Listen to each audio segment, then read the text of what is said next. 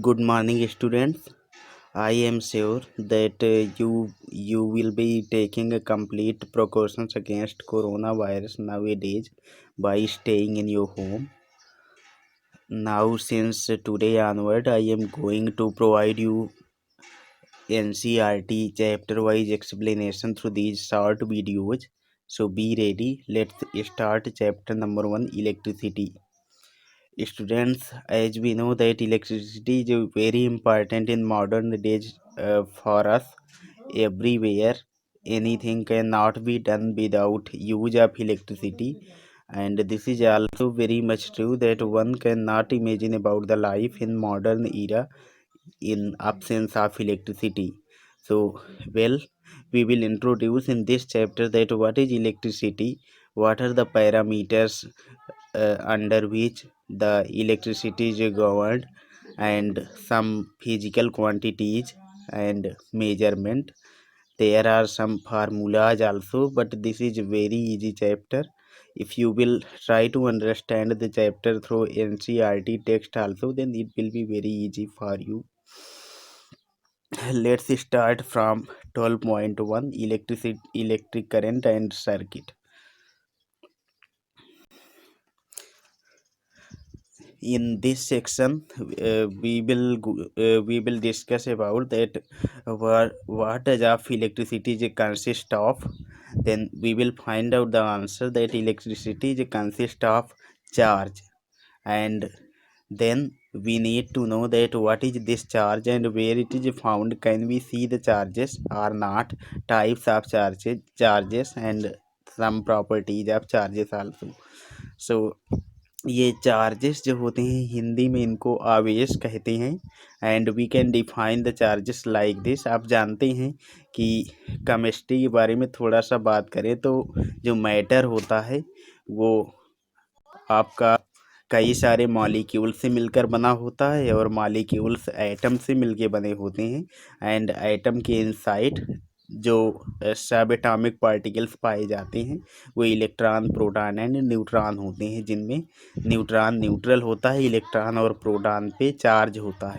तो ये जो इलेक्ट्रॉन एंड प्रोटॉन पे एटम के अंदर यानी सब एटॉमिक पार्टिकल्स पे जो चार्ज पाया जाता है, यही आपका चार्ज इलेक्ट्रिसिटी या इलेक्ट्रिक करंट के रूप में फ्लो होता है. सो वी कैन डिफाइन, और इन चार्जेस के कारण जो एटम्स होते हैं यानी ये जो सब एटॉमिक पार्टिकल्स हैं वो एटम में बाउंडेड रहते हैं. इनके बीच में एक फोर्स लगता है जिसको कि इलेक्ट्रोस्टैटिक फोर्स कहते हैं. So we can define the charges that the subatomic particles present inside an atom, due to which electrostatic forces released are known as charges. There are two types of charges, positive charge and negative charge, and the least count or the less minimum possible unit of charge is equal to the charge on electron और charge on proton. इससे छोटा charge नहीं पाया जाता. Means charge can not be further broken down into other part और segments after electrons और protons. तो यही चार्ज जब फ्लो होते हैं किसी कंडक्टर से होकर के, मटेरियल्स तीन टाइप के होते हैं बच्चों, आप जानते हैं, कंडक्टर्स, इंसुलेटर्स एंड मेटालाइट्स, जो दोनों के बीच की कड़ी है, कंडक्टर्स एंड इंसुलेटर्स. तो जब किसी कंडक्टर से होकर के चार्ज पार्टिकल्स ये इलेक्ट्रॉन या प्रोटॉन फ्लो होते हैं तो वहाँ पे इलेक्ट्रिक करंट होता है, या इसको इलेक्ट्रिसिटी कहते हैं. और ये नॉर्मली जब ये इलेक्ट्रिक करंट की बात करते हैं तो केवल इलेक्ट्रॉन ही फ्लो होते हैं, क्योंकि जो प्रोटॉन होते हैं वो तो न्यूक्लियस में बाउंडेड होते हैं, इलेक्ट्रॉन फ्री होते हैं. तो इलेक्ट्रॉन वो चार्ज पार्टिकल्स होते हैं जो ईजिली कंडक्टर में फ्लो होते हैं. अगर चार्ज को कैलकुलेट करना हो कि इलेक्ट्रिसिटी को कैलकुलेट कैसे करेंगे, तो जैसे आपने पिछले क्लास में एक्सेलरेशन पढ़ा था उसी प्रकार वन लाइन में the rate of flow of charge is known as electricity. जिस रेट से चार्ज फ्लो हो रहा है यानी टाइम के साथ जिस रेट से आप उतने टाइम से डिवाइड कर दें तो आपका इलेक्ट्रिसिटी का फार्मूला आ जाएगा. That is mathematically I is equal to Q upon I. SI unit of electric charge is coulomb. Scientist का नाम है कूलाम, सिंबल होता है कैपिटल C। और जो 1 कूलाम ऑफ चार्ज होता है वो आप यहाँ पे देख सकते हैं वो कितने इलेक्ट्रॉन्स कंट्रीब्यूट करते हैं। 6 × 10⁻18 इलेक्ट्रॉन्स से मिल करके 1 कूलाम चार्ज मिलकर बनता है। आप कैलकुलेट भी कर सकते हैं। अब आप फार्मूले से फेमिलियर हो गए हैं। अगर आपको कहीं पे ये Q की वैल्यू अगर 1 कूलाम हो जाए, सॉरी, अगर आपको 1 कूलाम चार्ज कैलकुलेट करना है, 1 coulomb charge Q is equal to N is the number of electrons, E is the charge on electrons. Q is equal to N में आप Q चार्ज की value 1 coulomb, E charge on electron आप जानते हैं 1.6 × 10⁻−19। आप इसको रख करके सॉल्व करेंगे तो N की वैल्यू एग्जैक्टली 6 × 10⁻18 आएगी। और इसके लिए जो करंट की जो यूनिट है Q/T से ये जो आपकी यूनिट एक इलेक्ट्रिसिटी बनती है, क्वांटिटी सॉरी बनती है, इसको मेजर करने के लिए एम्पियर का यूज किया जाता है। एम्पियर से इसको मेजर करते हैं। और जो करंट होती है ये और छोटे लेवल पे मिली एम्पियर या माइक्रो एम्पियर से मेजर की जाती है। अब आइए डिस्कस करते हैं सर्किट एंड सर्किट डायग्राम। बच्चों, आप जानते हैं कि इलेक्ट्रिसिटी या इलेक्ट्रिक करंट ये हमेशा सर्किट से होकर के फ्लो होती है। और सर्किट कंडक्टर्स वायर से बना हुआ क्लोज्ड पाथ होता है, जिसमें एक स्विच, एक सोर्स ऑफ एनर्जी यानी आपका सेल या बैटरी लगा होता है, और एक स्विच लगा होता है जो सर्किट को ऑन ऑफ करने के लिए यूज किया जाता है। और जब इस सर्किट में की को ऑन करते हैं तो चार्ज पूरे वायर से कंडक्टिंग वायर से होकर के फ्लो होने लगता है, यानी कि करंट फ्लो होने लगती है। जब की ऑफ होती है तो सर्किट ब्रेक रहता है, टूटा हुआ रहता है।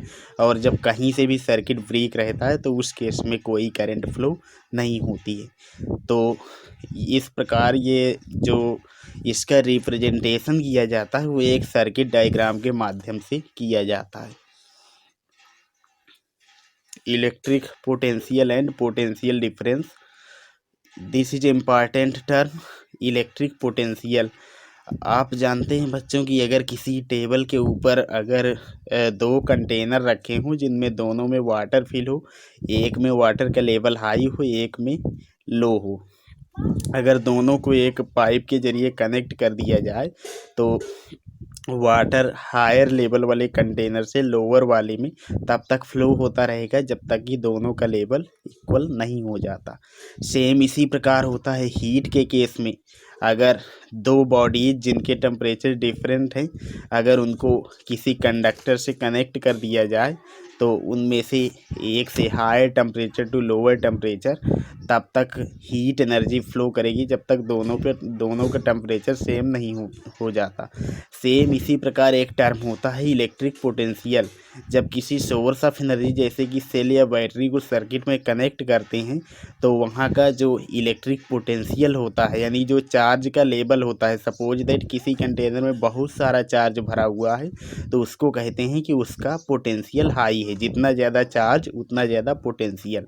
तो जहाँ पे बैटरी का सोर्स लगा होता है उस पॉइंट का पोटेंशियल हाई होता है और दूसरे अदर एंड पे या दूसरे पार्ट पे पोटेंशियल लो होता है। तो ये पोटेंशियल डिफरेंस होने की वजह से जो चार्ज होता है वो higher potential to lower potential flow होने लगता है जब तक कि हर जगह पोटेंशियल डिफरेंस सेम ना हो जाए। और फिर बैटरी में से फ्लो होते होते चार्ज फ्लो होने लगता है और ये कंटिन्यू फ्लो करता रहता है।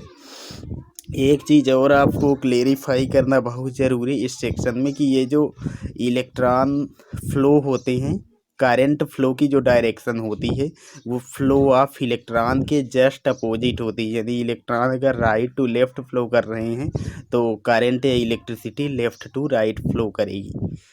फार्मूला इसका होता है या इसको डिफाइन ऐसे किया गया इलेक्ट्रिक पोटेंशियल को कि किसी इलेक्ट्रिक सर्किट में जिसमें कि एक बैटरी लगी हो, कंडक्टिंग वायर्स लगी हों, तो उस बैटरी से यूनिट चार्ज को सर्किट के किसी फिक्स्ड पॉइंट तक लाने में जो वर्क करना पड़ेगा, जो वर्क रिक्वायर्ड होगा, उस अमाउंट को पोटेंशियल डिफरेंस कहते हैं। Mathematically V is equal to W/Q means potential difference is equal to work done upon charge. SI unit volt, electric potential की SI यूनिट बोल्ट होती है। Mathematically 1 volt is equal to 1 joule upon 1 coulomb, यानी 1 coulomb charge को अगर किसी point तक ले जाने में 1 जूल वर्क रिक्वायर्ड हो तो उस पॉइंट का इलेक्ट्रिक पोटेंशियल 1 वोल्ट होगा। That's it, thank you.